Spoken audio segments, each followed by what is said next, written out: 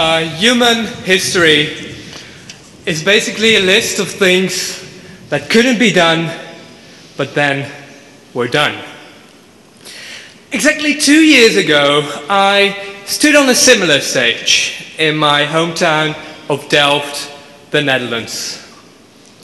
There, I presented my idea on how to rid the oceans of plastic.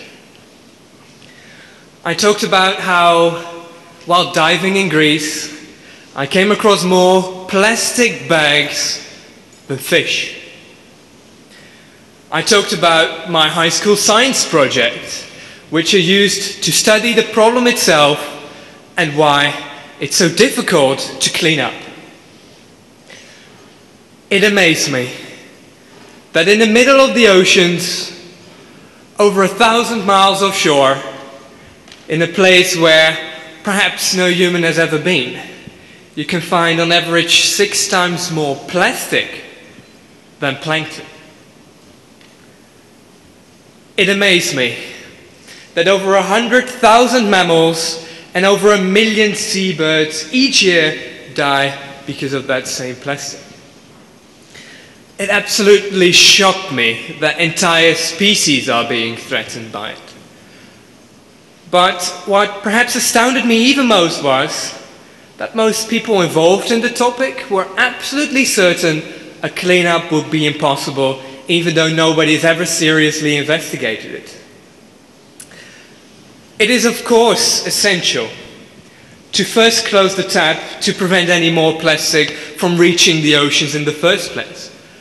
But that is not a solution to the plastics already trapped in the middle of the oceans. If feasible, a cleanup technique could greatly reduce the economic, ecological and health impacts in those regions. Besides, the natural loss of plastic from these 5 concentration areas is likely small, so it hardly goes away by itself.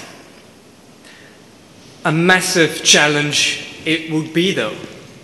The name Great Pacific Garbage Patch suggests there would be an island of trash floating in the middle of the oceans. And this image has spurred many cleanup concepts, all of them being based on vessels with nets that would go out and start fishing for plastic. Unfortunately though, even though the concentration within these 5 subtropical gyres is extremely high compared to the rest of the oceans, it's still spread out over millions of square kilometers. And hence, using such methods, it would likely take many billions of dollars and thousands of years to clean up just a single area. Furthermore, bycatch and emissions from ships would likely cancel out the good work. And furthermore, the ocean isn't a particularly friendly place to do things. However, back in high school, I realized there might be an alternative. I wondered, why go through the oceans if the oceans can also go through you? Instead of going after the plastics, you could simply wait for the plastic to come to you without requiring any added energy. An array of floating barriers would first catch and then concentrate the debris, enabling a platform to efficiently extract the debris afterwards. The ocean current would pass underneath these barriers, taking all neutrally buoyant sea life with it, preventing bycatch. An elegant idea, if I say so myself. But when I attempted to start answering these questions, things didn't really go according to plan. The only budget available at the time was the 200 euros of pocket money I saved up, and there were only a couple of people that offered their help back then. So I wasn't prepared to give up though, and then decided to pause both university and social life in order to focus all my time on this, realizing that that would be the only way there would be a chance of this project getting off the ground. So I set up a foundation, the Ocean Cleanup. There were these 50 questions that when I started studying aerospace engineering that I compiled with a group of professors and industry experts that, well, remained unanswered. So, yeah, then something peculiar happened and it changed my life. Although the 26th of March 2013 started out like any other day, soon my phone wouldn't stop ringing, the ocean cleanup social media exploded, and for days I received over 1,500 emails per day in my personal mailbox. The story went viral. So we then started a crowdfunding campaign and successfully reached our $80,000 target. And using all the offers to help we received that month, we then assembled a team that eventually grew to 100 volunteers and professionals. And see, here you can see part of a team in Delft. So suddenly, I wasn't alone anymore. And during this period of about a month, we also received quite a bit of skepticism that fortunately confirmed the questions we set out to answer were the right ones. So now we had the budget and the people to perform an extensive feasibility study. The 50 questions covered the fields of engineering, oceanography, ecology, maritime law, finance, and recycling. It can't be done because the plastic is too deep. So we built this multi-level troll, organized several expeditions to one of those garbage patches, and measured the vertical distribution of plastic. And what we found was that fortunately most of the plastics can be found in the top 1 to 3 meters, so it's actually pretty reachable. It can't be done because of the storms. Well, in this project, the ocean is our greatest friend and indeed our greatest enemy. So, using computer simulations and scale model tests, we then engineered a new type of floating barrier that can operate in over 95% of conditions. And this new and patented floating barrier kind of works like an invented pendulum, because if this would be the screen, the floating barrier at the surface, you have this tension cable at a depth of about 30 meters that carries the loads. What happens is that now the screen can actually follow the rotation of the waves, thereby keeping in one piece even in the most extreme conditions.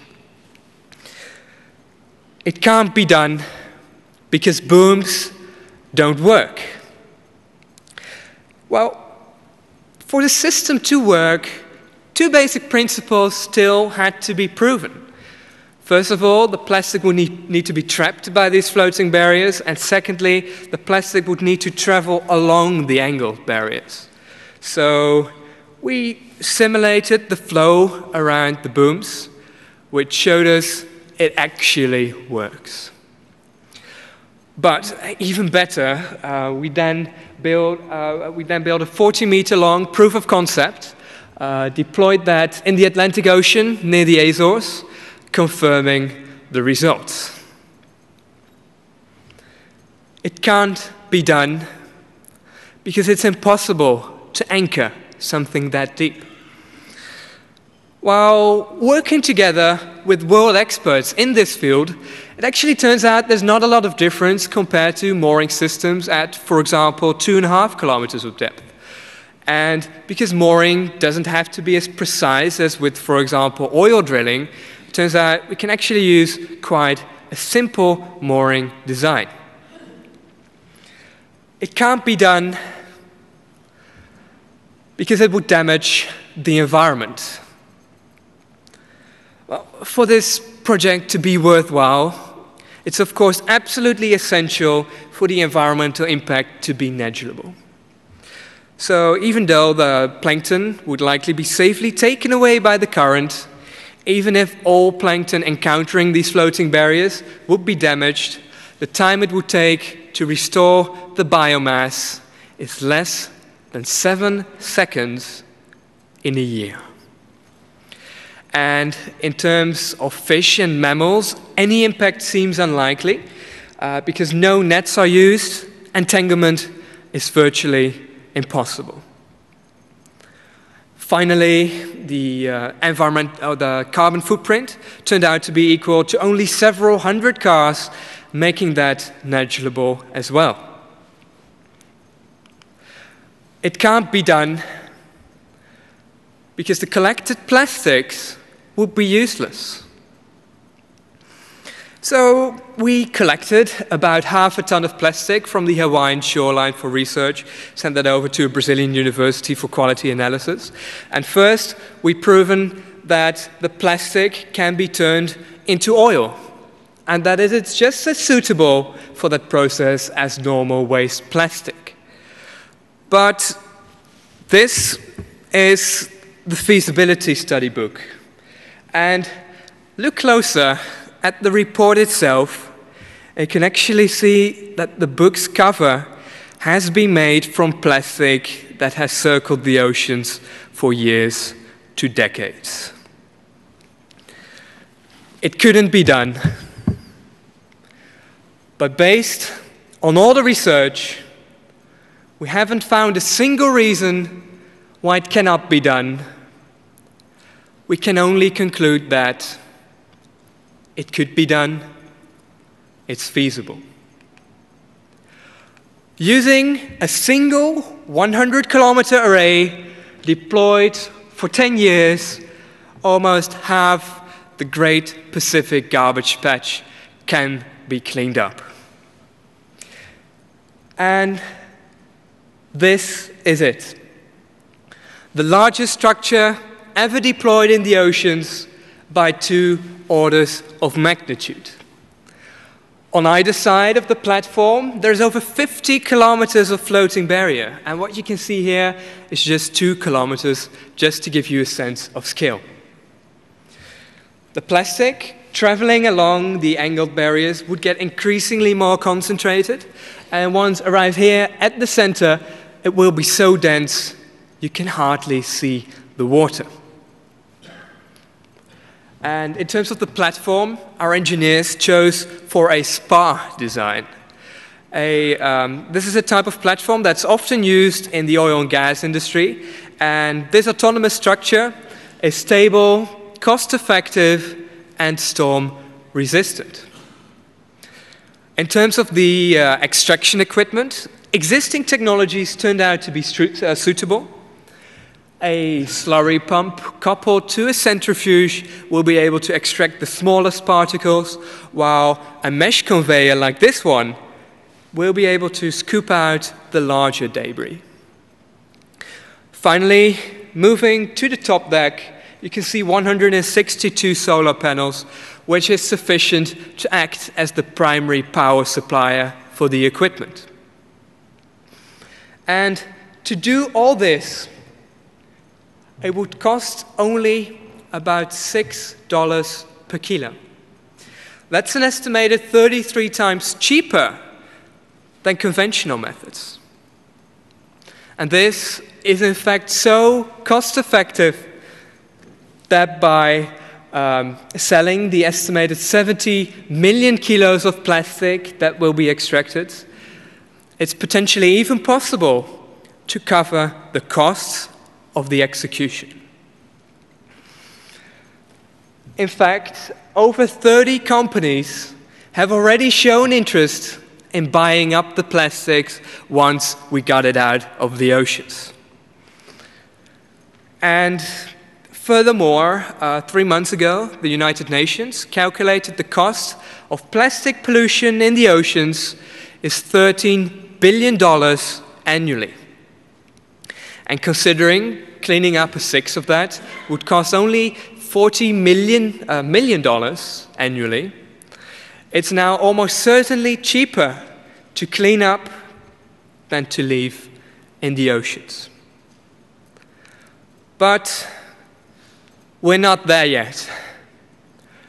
Until I can look over the bow of a ship and see the awesome sights of the ocean cleanup array around me, I vow to continue with this project.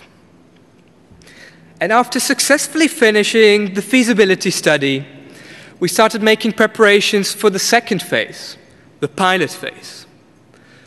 Through a series of upscale tests, we'll now work towards a large-scale and operational pilot in 3 to 4 years' time. And simultaneously to releasing the feasibility study report in New York on June 3rd this year, we started a new crowdfunding campaign with the aim of raising $2 million in 100 days. And 98 days in the campaign, plenty of time left, right? We successfully reached our target, now enabling us to get started. In the next year, our engineers will further iterate the designs. Through new expeditions, we'll get rid of the final uncertainties of the plastic pollution problem itself. And I'm confident that the first pilot will be in the ocean in 12 months' time. And I need your help to make the ocean cleanup one of those things that couldn't be done, and then we're done. Thank you very much.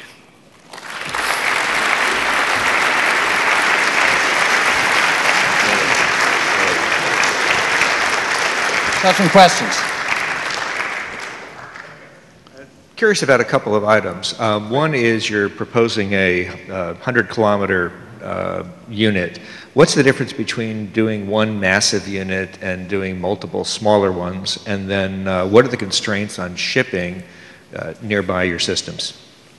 Well, let's first answer your second question. So 100 kilometers sounds huge, and for a man-made structure floating on the oceans, it is actually pretty big. But on the scale of the Pacific Ocean, it's actually pretty much peanuts.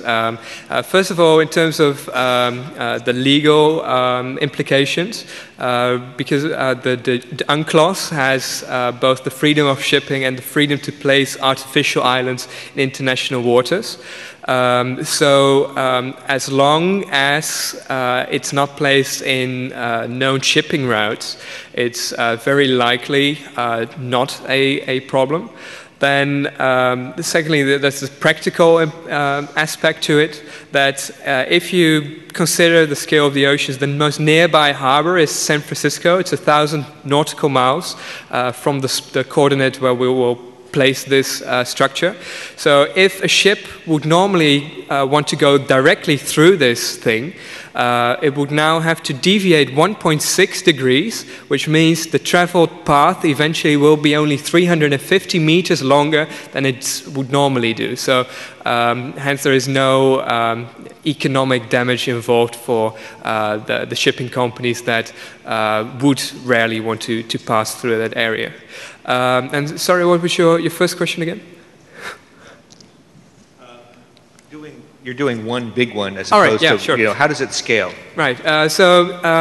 Actually, it's a lot more efficient to use a single large one instead of multiple smaller ones, because, of course, there are these general currents in these large areas, but still on the smaller scale, there are things like eddies that influence the currents and make it rather turbulent and variable. So if you would use multiple smaller ones, you'd have a much larger efficiency loss because of that.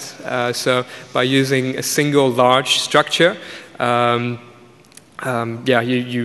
this is really manageable, and we have been able to get this 45% efficiency in 10 years' time. And of course, the 100-kilometer number is pretty much arbitrary. If you would do 200 kilometers, I think you would get 68%. So the longer you would make it, the less you would collect per meter. because the concentration of plastic becomes less the further out you go, and it goes pretty fast. But it's pretty much as scalable as the budget enables us to do it. Joan has a question over here. Two of them as usual. So the first one is, I'm picturing everything now, not everything, but a great deal of garbage, and I'm very familiar with the Pacific Garbage Patch, now corralled into this giant ring that you've created, or a square, or whatever you call it. Yep. And now it would be efficient if there were a pickup spot, if there were somewhere for a large ship to come by and grab this stuff. But I didn't hear about that, and so it makes me wonder, how is the garbage to be collected from this place? So the logistical aspect? Yeah. Okay. We have now designed the SPA platform to have a capacity of 3,000 cubic meters. This would fill up every 45 days. Actually, on the platform, the only pre-processing that is happening is shredding, so that it will be able to be hydraulically pumped in a tanker, because that's the most suitable transshipment method on the high seas. And a ship would, then this tanker would go to land, and there the further processing would take place. Okay, so one more question. Sure. Okay. So I'm familiar with Chris Jordan's incredible work about the albatrosses and the other birds. The picture I used. Yeah, I saw the credit. Yeah. It's fantastic. So, but the problem is that albatrosses and other birds want to feed their babies with what they see, so they feed their babies the plastic from the Pacific Garbage Patch, among other places, and then the babies clog up with garbage and die, and then end up on atolls where there are thousands and thousands of these carcasses, as you showed. Now the question is, if you've got a great big collection of this garbage, how do you keep albatrosses and other birds from coming and, treating it as a food source? Well, there are two aspects to it. First of all, we are 1,000 nautical miles from land, so any aerial life is extremely rare. There are, of course, some fish present there, and what would likely happen is that some of these would use it as sort of a shelter, but compare it to, I don't know if this is a really appropriate analogy, but for example, if you would, well, of course it's a temporary thing, first of all, so after 10 years it would be away, and well, the plastic that does damage can do it multiple times, while we would only remove it once. Secondly, it's a bit like moving all fast food restaurants to, let's say, one town in the United States. Well, of course, perhaps there would be a bit more fast food consumed in this one city, but overall in the entire United States, I don't know. It would be a bit less. So okay. Does it make sense? We'll talk more. Sure.